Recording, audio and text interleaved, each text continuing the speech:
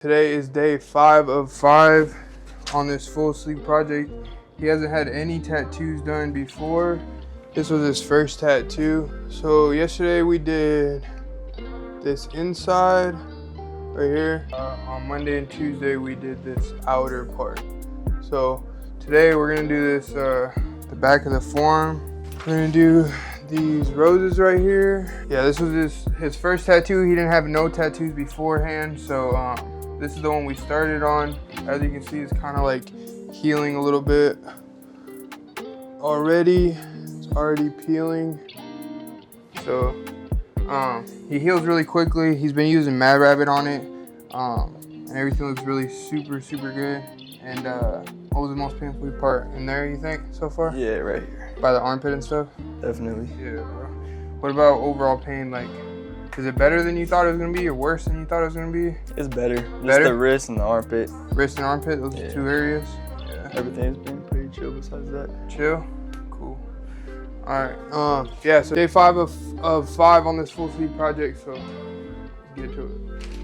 So this is the design. This is the stencil right here. We just stacked 2 of them on top of each other. I made this bottom one a little bit smaller just so it can fit more on this wrist, because this area is smaller than this. This is a little bit more meaty. And then I just cut little ribs in it like this, just at these pressure area, or they're like pressure cuts. So when I fold it over just like this, it can go smoothly, and so no corners get like locked up. Because if you don't have this cut, what will happen is, like this area right here, if you try and fold it over, it will crease up like this, and then it won't put the stencil on properly. So yeah, we make little cuts in it like this, just so it's a little bit easier to go on. And then what I'll do from there, grab you a glove. If you're wearing long sleeves, make sure your glove goes around your long sleeve. I hate when I see people put their glove like under their long sleeve and you're all touching this. Like, don't do that, bro. Don't be nasty. So we put this on here right here. Grab some kind of marker, pen, Sharpie, whatever. Because we have those little ribs and cuts in it, it makes it a lot easier to kind of bend like this and move it around. So I'll kind of just come here and see where my points are.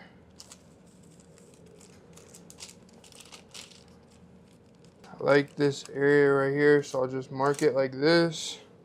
Mark it down here. And these are just kind of the points that help me line it back up, so I'm not lining it up just like blindly. Make sure everything's good. And sometimes this takes just a few tries.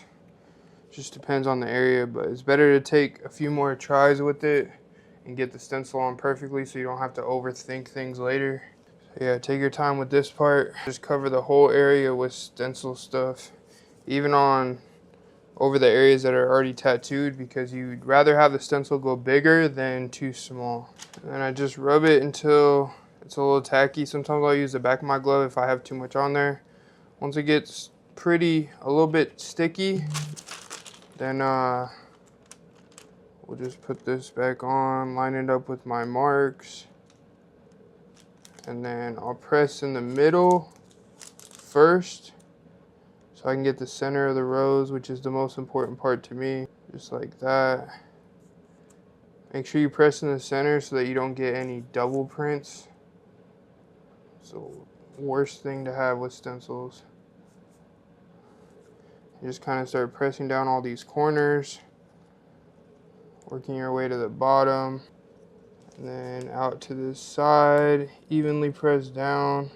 Once you have everything pretty much laid down, I'll double check some of these corners before I start pulling them up, and I'll just slowly start taking this off, because if there's a place that, let's say I had a gap right there, then I can just easily press back down. Once you get like a nice little top pull with the stencil, you know it's on good.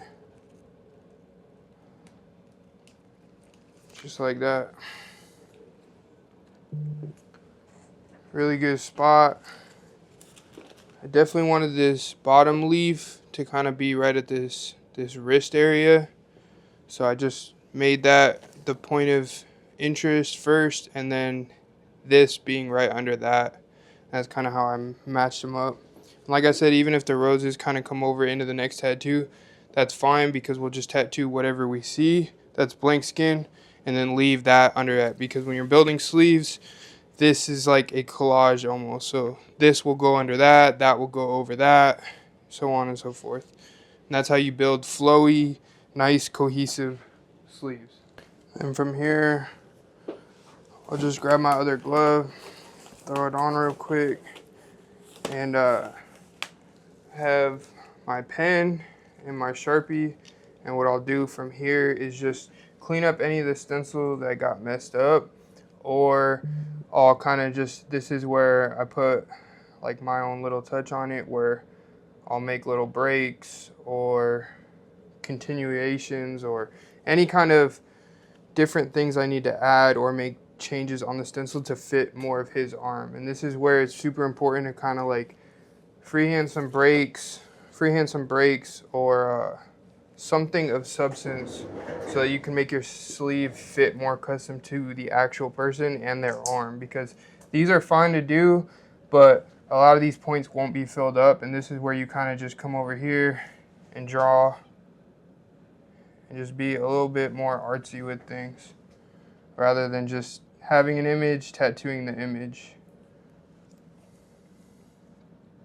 And this is where I'll also start combining breaks that I had from before, kind of dotting off the cuff area so I know not to go lower than that. Because when you're locked into tattooing, these are kind of just road maps to keep you just locked in, instead of having to like double check that, double check this, double check the hand and the area and all this other stuff. So I'd rather use a pen because I feel like it's more precise. I do have a Sharpie just in case I need to like double line something like this, but for the most part I try and use this now, just because it's more defined and you can kind of just draw with it a little bit. And even on here, I'll do like little hash marks if an area is black or dark shading. Because I didn't hand stencil it, this is kind of what you would do on a normal hand stencil. You would like do slashes where there's shading or dark areas or X's or whatever. And this would just kind of help me speed up too, where I kind of combine hand stenciling with a printout. Printout is easier because you just get the whole stencil done. And then I'll come when it's already stenciled, then I'll make minor adjustments. This is where I just draw on at the bottom of the wrist, just to know where my ending point is, where I can shade harshly up while being super confident and don't have to second guess where my line is. Again, like here, you're just combining this over, so I'm just extending these more than what they are in the image, just because the tattoo that we did the other day is right here, so I want to combine it all the way over to here so that it combines nicely. So this, because it's already tattooed, will be in front of this. This, because it's empty, will be in front of this. And then same thing throughout the whole thing. That was fucking tough. Do you care where I go on the bottom of this wrist? No, you go all the way down to the wrist. Like all the way right here where this line is? Yeah. That's cool. Yeah. And then how I lock the stencil in. I get a lot of questions about how to people's stencils are like coming off midway and stuff like that. Either you're wiping way too fucking hard, or you're using too much ointment, all that kind of stuff. If it's none of those and it's just coming off, just use this, bro. It's just kind of, it's from the same company that has this, the stencil stuff, and it just locks in the stencil a little bit more. So especially if you're drawing on with pen or Sharpies and stuff, this stuff will just lock it right in. You don't have to wait 45 minutes for the stencil to dry. And what I'll do is I'll usually put one quick coat on it first, and then I'll do like a second one a little bit later if I have to draw on some more. And then I'll just have them wait for like 10 minutes. And then it's usually, I've never really had a problem with it coming off. But I'll mainly put it on these areas by the side. And the other thing is that if you wrap, like when you wrap your stuff, this stuff will just melt off the stencil if it's laying on it. So the edges that have stencil on it, what I'll do is I'll put a paper towel underneath him just so that any sweats or anything like that, it won't keep taking the stencil off while I'm working on over here. So I forgot to turn my mics off for this, or turn my mics on for this part because I'm a dumbass. But pretty much we took a break. I got him some lunch. Just let his arm calm down a little bit, let him reset, gain some energy. But right here, we have most of the black like kind of blocked in. And then from here, we just kind of layer and layer. But it's important to take a few breaks here and there just to let the swelling kind of come down. Make sure he gets some food in himself and kind of re-energizes. Right here, these are clips taken from my live. I go live on TikTok usually when I tattoo for a little bit. So yeah, the video quality is not that good, but I got some comments from you guys asking from the last video to put more in of me actually tattooing. So this was the best I could do for today, just because I was pretty locked into this. He sat like 5 days straight, so I was not trying to add any more to the mix as far as like trying to set up the camera, get angles, turn on the mics, any more than what I was already doing.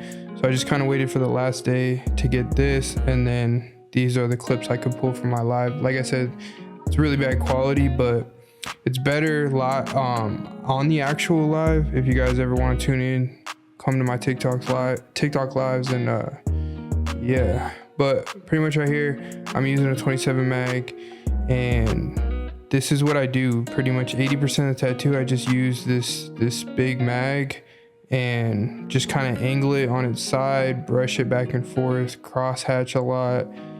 This is one of my favorite needles. Right here, you can just do so much with it. You can come at it with different angles. You can get super smooth, soft blends with it, like first or second try. Right here, you see how just smooth it's going in. Right here, I don't even have all the needles down. I'm just kind of angling it on its left side because I wanted a little bit smoother or harsher line, but with a smooth transition out. So I'll lay them down as I'm just kind of cornering it with the mag.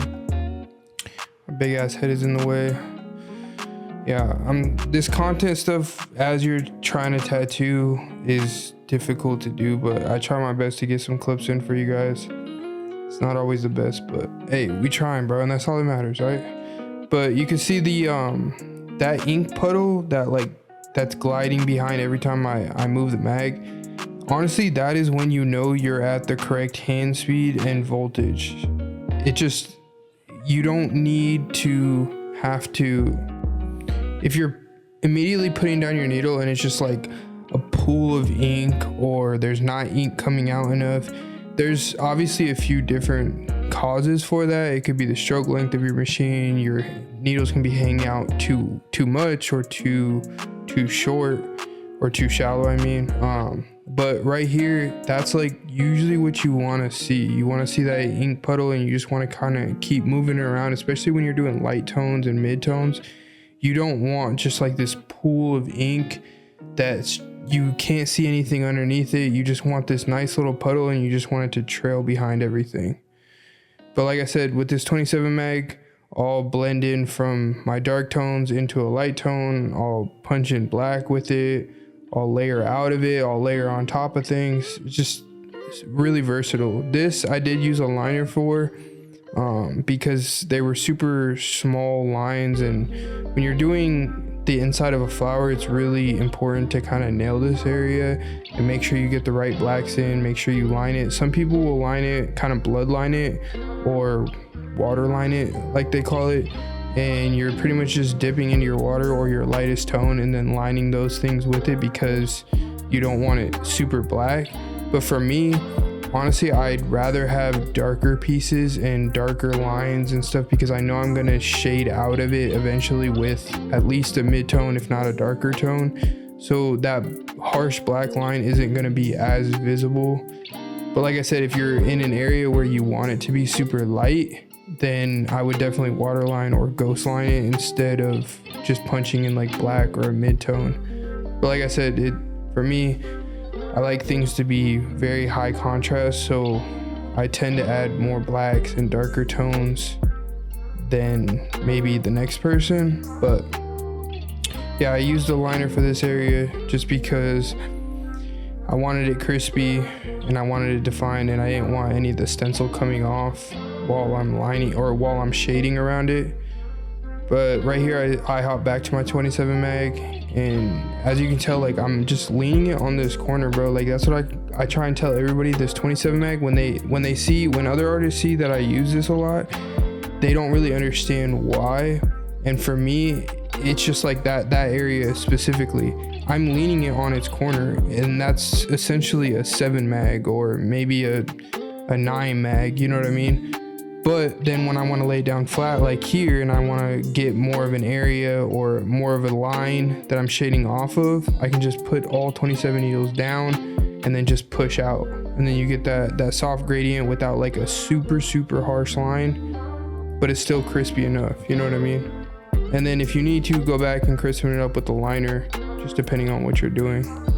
But that's essentially how I shade, how I line, you know, all that kind of stuff. I try and do the 27 mag as much as possible, and then areas that are smaller, I'll use maybe a smaller mag like a 9 or like a 11 or a 13, and then I'll just use like one size smaller liner if I need it. And yeah, that's pretty much it. So I'm working on a course right now that I'm gonna be dropping hopefully soon. I don't really have a timeline yet for it, but this will have a lot more in-depth like shading tutorials, lining tutorials, more advanced and also beginner stuff. So if you're interested in that, just make sure you keep an eye out for everything. I'll have more details as I get more things done. I'll drop more things, videos on it, you know, all that kind of stuff, and information about it. But yeah, that's what we did. That's a wrap for this session. He is a savage for this, like, for real. To have no tattoos, this be your first tattoo, you're 18 years old, and you get a sleeve done within a week is gnarly by any measure, bro. Like, I got grown men that can't even think about doing something like this, and he busted it out. He didn't flinch not once. He took it all, bro, and yeah, shout out to him, dog.